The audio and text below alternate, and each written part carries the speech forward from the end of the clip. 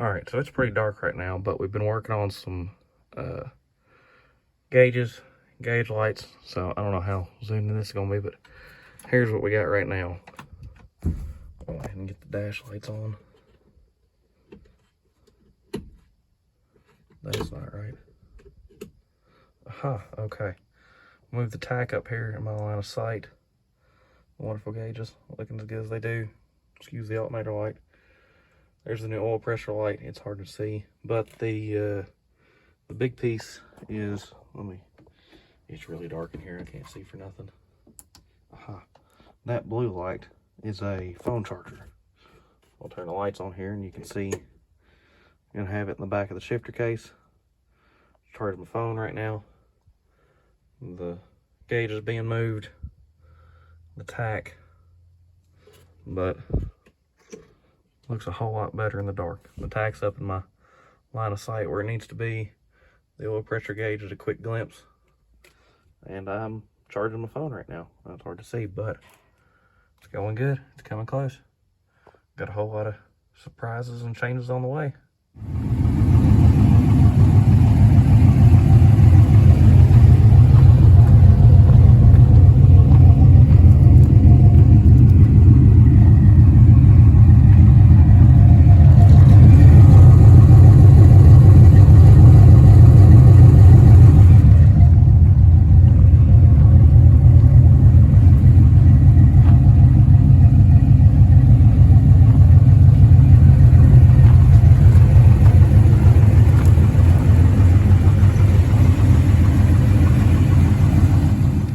All right, everybody, so we're back out in the shop tonight, and we got good news and bad news. So good news is, over here, about 3 weeks ago, started driving the car. It was driving pretty well.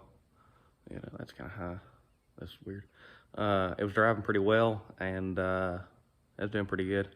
Front end alignment, it was driving straight. The new gears and the new horsepower in it, it pulled really good. We didn't launch the car breaking in the gears, but for what it was doing pretty good. That was until we had some failure. I'll show that in a minute. But yeah, so we'll go over kind of what wasn't in the last video and what's new on the car, and kind of show what happened when it broke. All right, so first off are these over here, these Buckman Special headlight caps. They're it's a blue plastic over it, but they look like Moroso anodized blue, and they fit really well. Get down here where you can see it. So they fit really well in there. They're right about just the perfect size. They're a little difficult to install if you kind of got creative with it, but they look really well in the car. They fit really well. Let's see here. The hood scoop is on it. This is a terrible view of it because the hood's up, but got that on it. Got it gray primered. It looks pretty mean on the car. Didn't change a whole lot in here. We got the tack on the A pillar and moved the gauges to where I could see them a little better. I think that was it in there. And got a name on the back of the car, the Midnight Special, and I think that was about it on what's been added since the last video. Like I said, I got to drive about 3 weeks. I probably put, I don't know, close to 300 miles on the car, or maybe 200 miles on the car. It sounds a lot more right. But as you can tell, we're disassembling it again. We're taking it apart because down here, the retainer plate bolts that hold the cam in, they had backed out. I'm not sure how we had it. We had them torqued down, but they backed out and broke off like that. And when that bolt backed out, it caught the upper timing gear and snapped the timing chain. So the car pretty well shut off immediately, which is kind of a good thing. If much metal had gone into the pan, the oil pump quit moving, so it probably didn't get it. But we got it taken apart. We're gonna pull it out, pull the pan off of it, check bearings, and do a leak down test on it, make sure none of the valves got touched. If they did, it's a much bigger problem. But so far, it's not looking too terrible. So yeah, not real happy about it. We ended up missing the, I still went, but I didn't take the car with me to the Hot Rod reunion. So we were just spectators on that. But that kind of sucks.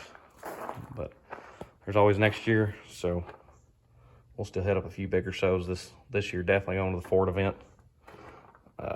But we've already got new timing gear, timing chain setups going for the car, and all that. So as long as the valves did not touch the pistons, should go together back fairly quick. Got some new carburetor parts coming in to tune the carburetor a little bit, and I made a purchase. So I went and I bought this Chevrolet tunnel ram here. It's been patched up. It's probably nitrous intake at one point, but got a 2.4 top for the Ford now. So not super soon, but within a year or so, I plan to have this on the car. I'm gonna start piecing together carburetor parts, getting it ready for, it's not focusing really well. Start getting carburetor parts ready, get some matching 2.4s on it, and throttle linkage and all that ready to go back on it. We're gonna go twin 600 vacuum secondaries. I think it should drive really well. I'm not a huge fan of the 450s, so these 600 should do pretty well on it, hopefully anyway. Other than that, for any fans of my brother's Cougar here, oh yeah, that's my new carpet going in the car. Since it's down, we'll have a whole lot more time to do that.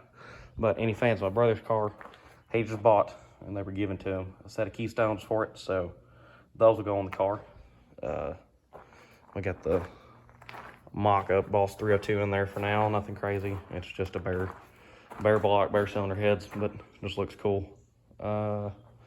His engine for his car's coming along fairly nice. It's over here. A friend of mine, I bought this carburetor off of him. If he's watching the video, he knows who he is. But yeah, big shout out to Ethan on that one. That's helping a lot. Looks real nice on the engine and should work pretty well. It's a 600 vacuum secondary on that. His is coming together pretty well. They're gonna pull the timing gear off of it and recheck the bolts after what's happened to mine. So yeah, but since we're pulling the engine out, the X-pipe exhaust system I have hidden back here with my headers, that's gonna start going on it. Getting ready. I think I'm gonna run a Flowmaster muffler, basically the same one I have on the car. I'll run that on it for now, but that's about it right now. I've got a clip from a little while ago when I was redoing my gauges and the phone charger I'll put in on this video. It was just, showing the lights and where they're set up at. Like let's see if I can get this. I can do it through the back door and it'll be a little better. But the tack and the gauges are in a whole lot better place, the tack especially. So it's a whole lot easier to drive now, that's for sure. Everything's right there. You don't got to look down real far for anything. And yeah, you can see the red line ticks up at 6 now. That cam is having no problem turning 6 pretty easy. So like I said, it was running really well. It should run really well again when it's back out and fixed and everything, but there's a whole lot more than I was hoping to have to do. So with that being said, this video I didn't get any footage of me driving the car. I got some of it idling. I'll probably throw up in there. But yeah, I also put it's hard to see, but it's the biggest non-super expensive transmission cooler I could find. So I put that on there, and the converter in this thing is slipping a bunch. I think I cruise now 60 mile an hour at something close to 2,800 RPM. 70's up at like 33, so it cruises a little high. It's I was hoping to have this as more of a daily driver setup, and it's not super far off, but the converter, it's a TCI 3000 stall, so it's kind of loose. So won't be driving it as much as I'd hoped for, but yeah, so that's about that. I think one thing I plan to do different on these videos is, because we have so many project cars, I plan to start videoing my brother's car a little more, my dad's car. So for anybody that watches, this here will be, I'll start tagging, I'll put hashtags on the videos for which projects are in the video, if anybody cared about that. So this here is a Project Midnight Special. That's gonna be Project Cougar, because my brother will say anything else is dumb. This is Project Night Prowler, and this is just the stock Cougar. And then I bought a new project car. It's gonna be Project Magic Cat, and it's not here, but this thing is, we'll finally get it here. It'll be in the next video. It is sick. So we'll start doing that pretty well on all the videos. But yeah, so hopefully we'll get a little bit of footage of checking the valves and put this thing back together. I think I can't remember if I'd showed the pistons in one of the previous videos or not, but they're had some pretty big valve reliefs in them, and big enough to hold a 208 valve. So with these 202s, I think I'm safe. I'm hoping. So the cam, and it was only 542 lift. So whew. Like I said, we're moving along a little bit. This thing, I can't remember the last time I had this in a video, but say it's all mocked up right now, and he's getting the turbo kind of place where he wants it. Got to get a blow-through carburetor, and I think we can start putting this thing together a little more. And then this thing just got an engine replacement in it, and he's doing the final few touch-ups on it. And like I said, this is my dad's daily, but 5-liter XR7 Cougar, nothing too crazy special, but fun little car. Like I said, that'll about do it for this. So not something I'm super happy to be putting on video. It's kind of aggravating on this, but I'm hoping when it gets fixed, it comes back a little stronger. It'll be a little louder, going from 2 1/4 to 2 1/2 inch exhaust. Yeah. Like I said, that it sucks what happened, but I was cruising at 60 mile an hour when it happened, and not on my way to Bowling Green. So that's about the only plus on that side. So that'll about wrap up this video.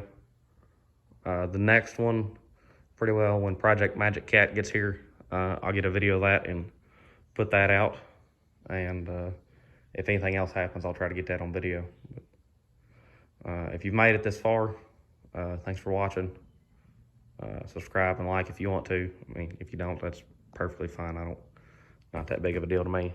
So I'll throw in some clips of when I did some wiring on the interior, and some idling clips.